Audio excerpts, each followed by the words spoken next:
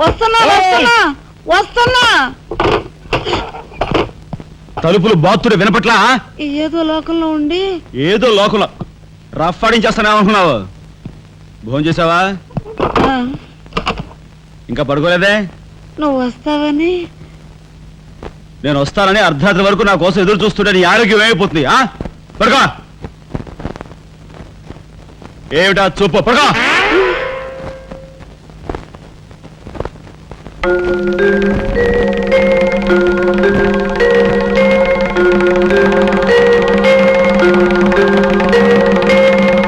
ఏమండి, రాఘవ్కు పంపించాల్సిన 25,000 గురించి ఏం ఆలోచించారండి? అదే అర్థం కావటం లేదు లక్ష్మి. ఆ 25,000 సంగతి అలా ఉంచు. కనీసం ట్రైన్ ఛార్జీలకైనా ఇచ్చి 4-5 రోజులు ఎలాగోలా ఆ 25,000 పంపిద్దామని చెబుదామన్నా ఈ 500 అయినా పుట్టేటట్లు. ఒక పని చేయండి, నా దుద్దులు తాకట్టు పెట్టి. వద్దు లక్ష్మి, వద్దు. ఈ సంగతి తెలిస్తే రాఘవ అసలు చదివే మానేస్తానంటాడు. నేనే ఇంకో ప్రయత్నం ఏదైనా చేస్తాను. గురు, బ్రహ్మాండమైన ఐడియా.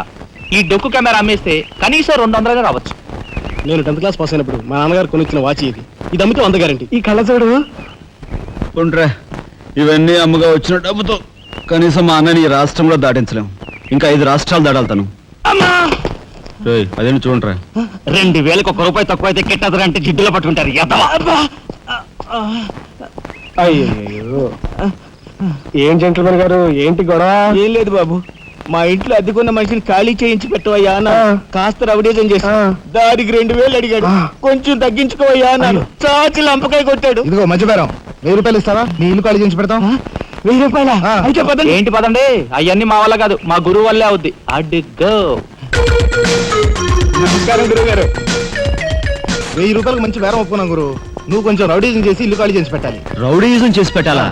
రఫ్ ఆడిస్తాయేమనుకున్నావా? పాపం ఆయన ఇల్లు ఆయన ఖాళీ చేసి పెట్టడంలో తప్పే ఉంది. న్యాయమే కదా. ఒప్పుకో గురు ప్లీజ్.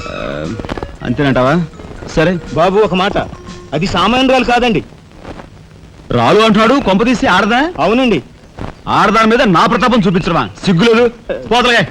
బాబు, మీరు ఒక్కసారి వచ్చి చూడండి. అది ఆడది అనుకుంటే మీరు తలొకతోనూ నన్ను తన్నండి. ఇదెక్కడ ఆడదురా అనుకుంటే మీ హెల్ప్ మీరు చేయండి, మీ డబ్బులు మీరు తీసుకోండి. పద.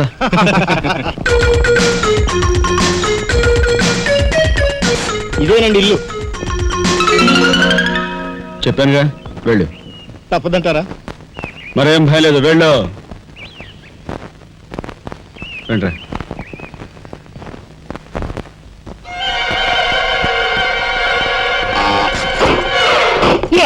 మా ఫ్యామిలీ రోడ్డు మీద ఉందమ్మా. ఈ కన్యాకుమారి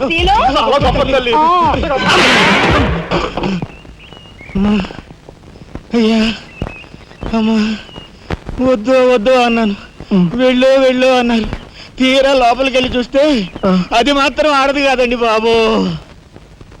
దీని సంగతి నేను చూస్తా.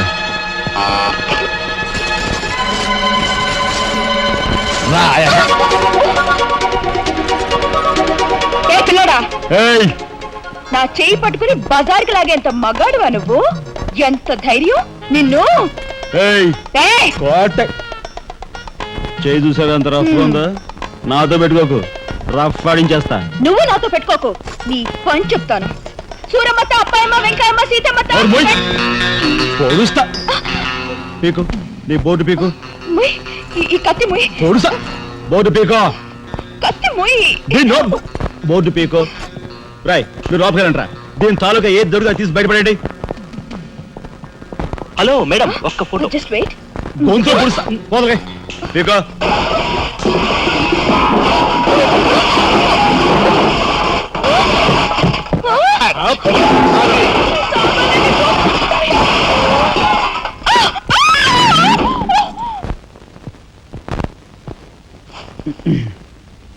చిన్నాయ్, నువ్వు రేపే ఢిల్లీ వెళుతున్నావు.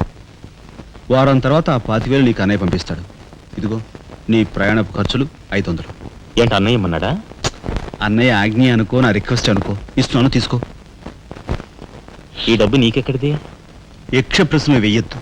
ఇస్తున్నా, తీసుకో. అంతేగాని ఎక్కడి నుంచి వచ్చాయి, ఎలా వచ్చాయని డీటెయిల్స్ మాత్రం అడగ. డబ్బులు నీకు ఎక్కడైరా? చెప్పానా? యక్ష ప్రశ్న నేను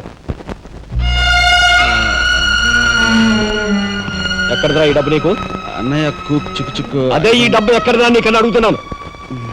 చెప్పరా. అలా దబాయిస్తా ఉంటానే. నేను దొంగతనం చేసినట్టు జోబులు కొట్టేసినట్టు. అయితే రౌడీ చేసి సంపాదించావా? నాన్న రౌడన్ గాను. అయితే అప్పు చేసావా? అది చేయికి ఇది చేయికి ఇంతలో నేను నీకు ఇంత డబ్బు ఎలా వచ్చిందిరా? ఏమిట్రా పెద్దోడా ఆ దబాయింపు? వాడు ఏం చెప్తే అది నిజం. వాడు ఎవరనుకుంటున్నావు? సాక్షాత్తు అన్నయ్య ఇప్పుడు వివరాలు ఏమీ అడగద్దు, అన్ని తర్వాత వివరంగా చెప్తాను. వివరంగా చెప్తాడు. వదినా తప్పు. వదినా వదినా. ఏం బాబు?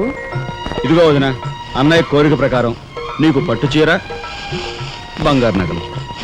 బంగారు నగలు? బంగారు నగలంటే బంగారు లాంటి గిల్ట్ నగలు. అయితే రాత్రి మేము మాట్లాడుకున్న మాటలు. అన్నయ్య ఇప్పుడు వివరాలు అడగద్దు, అన్ని తర్వాత వివరంగా చెప్తాను అన్నానా?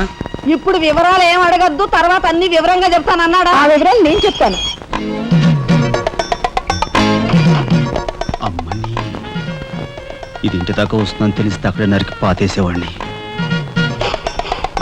ఎవరమ్మా నువ్వు? సామాన్తో పాటు దిగిపోయావు.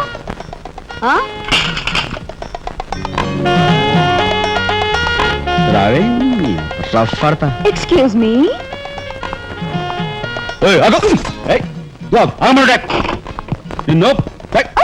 ఏమిటి ఏమిటి దౌర్జన్యం? ఇంట్లో వచ్చింది కాకుండా గది గది వెతుకుతున్నావా? నా శీలం ఏ గదిలో భద్రంగా ఉంటుందో చూసుకుంటున్నాను.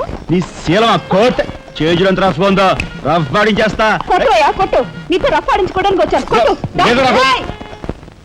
బామ్మ, ఈ ఇంటికి పెద్ద దిక్కులో ఉన్నారు, పైగా ఆడవాళ్ళలాగా ఉన్నారు. ఈ ఆడదాని బాధను అర్థం చేసుకోండి. ఈ భారతదేశంలో ఒక ఆడదాని శీలానికి భద్రత లేదా? కనీసం శీలం అంటే నీ బొంద. ముందు నీ బొత్తాలు భద్రంగా పెట్టుకో. నా శీలం బామ్మగారు చూసారా? మీ ముందు ఇలా చూస్తున్నాడు. నాకంతా అర్థం అవుతూనే ఉందరా. నాయనమ్మ? నాకు అనుమానాలు నాకున్నాయి. నేను అంటోను కాదు. నోరు మూసుకుని పద. నా పెంచి ఎరా ఏమిటి నువ్వు నాయనమ్మ. చేసేది? వాళ్ళ నలుగురిలోనూ అడిగితే తలా ఒక తన్ను తంతారేమోనని ఇక్కడికి తీసుకొచ్చా. ఆ అమ్మాయి ఎవరు? ఆ అమ్మాయికి నీకు సంబంధం ఏమిటి? నాయనమ్మ నిజంగా నాకు ఎలాంటి సంబంధం లేదు. ఏం సంబంధం లేదా?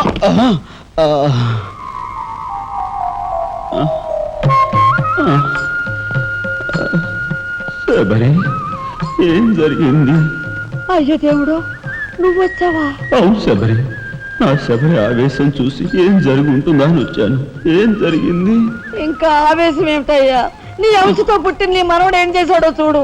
ఆ అమ్మాయిని ఎవరినో తీసుకొచ్చాడు. ఏనాడైనా మన ఇంటా వంట ఉందా? శబరి నువ్వు అనుకున్నట్టుగా చిన్నవాడు అలాంటి వాడు కాదే. నువ్వు అనవసరంగా ఆవేశపడు. చాలేవయ్యా అని సమర్థిస్తున్నావు. ఆ పిల్లేమో నా శీలమో నీ రోడ్డును పడ్డా అని అంటుంది. ఇప్పుడు ఏ ఆధారం లేని ఆ పిల్లని మన ఇంట్లో పెట్టుకోవాలా అక్కర్లేదా? చూడు శబరి, నువ్వు కొంచెం చూసి చూడలేదు. ఏంటి చూసిపోయేది? నాయనమ్మా ఏం జరిగింది? అయ్యో నా దేవుడు, వెళ్ళిపోయావు. ఎవరే ఎక్కడికి పోయారే? అక్క, దిక్కు ముక్కు లేని ఆడదాన్ని. భద్రత లేని ఏ ఇంట్లోనైనా ఉన్నాననుకో, నా శీల రౌడీల పాలవదా? పోనీ భద్రతగా ఇల్లు ప్రయత్నిద్దామన్నా వేల మీద డిపాజిట్ కట్టాలి. శీలవతనైనా నేను అంత డబ్బు ఎక్కడి నుంచి తీసుకురాను?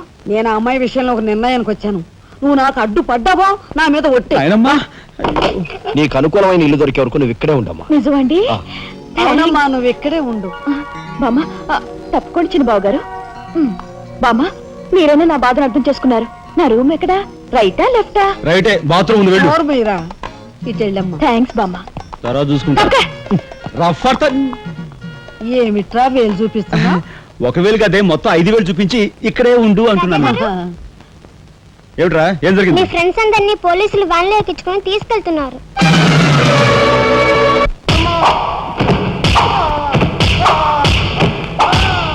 కార్మిక నాయకుడిని చంపింది మీరేనా ఒప్పుకుంటారా లేదా?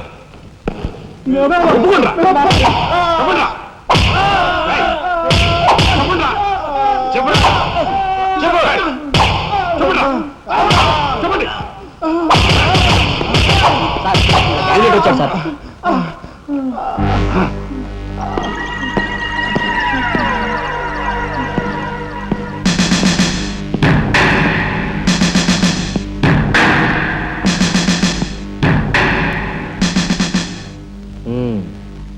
నువ్వేనా తొట్టి గ్యాంగ్కి లీడర్వి?